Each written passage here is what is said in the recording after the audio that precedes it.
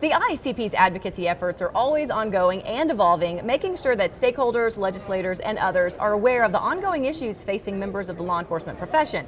Voetglin and David Rausch are here now with some of the new resources. Pleasure to have you both today. Good morning. All right, we've got something exciting to talk about because the IACP just rolled out a new legislative tracker. What is that all about? What can you tell us?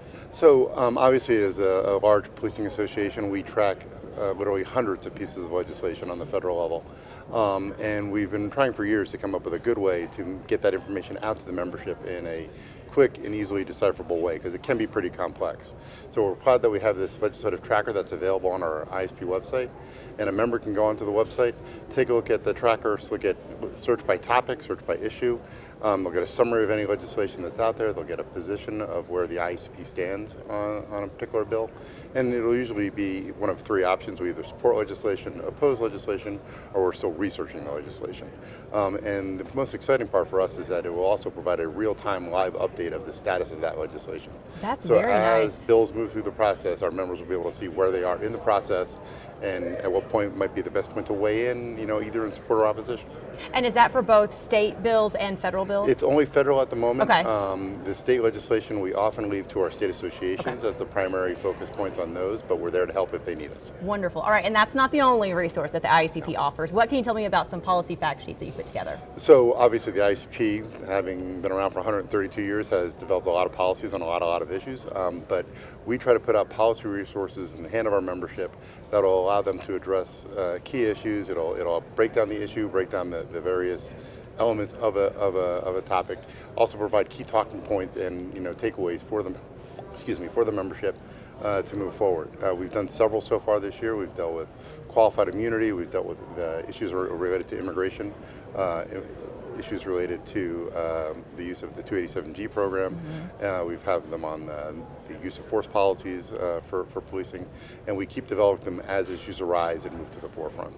David, I see you nodding along here. What can you tell us about some other priorities that the IACP is focused on as well? Yeah, so our other priorities actually all come from our committees and our sections and divisions in the form of resolutions. And so they move forward what are the top priorities for policing today.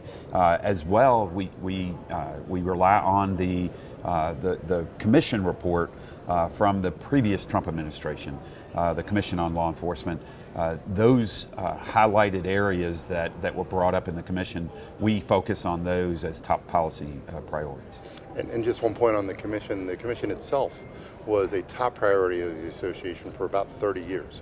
The first commission was done in 1965, and it really kind of set the path for policing from like the late 60s to the early 2000s, and IACP led the effort for, like I said, 30 years to have this commission established to build a roadmap for policing for the next 30 years. Okay. So he's a little modest, but Director Rausch was one of the commissioners on that panel, and it really did send a great roadmap for the future.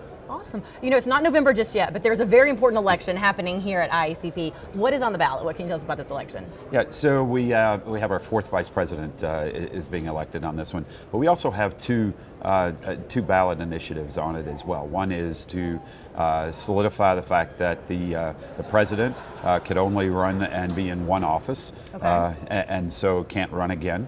And then the second one is allowing the president the authority to have, if they choose, a parliamentarian. It's a may rather than shall. Term limits. What a thought.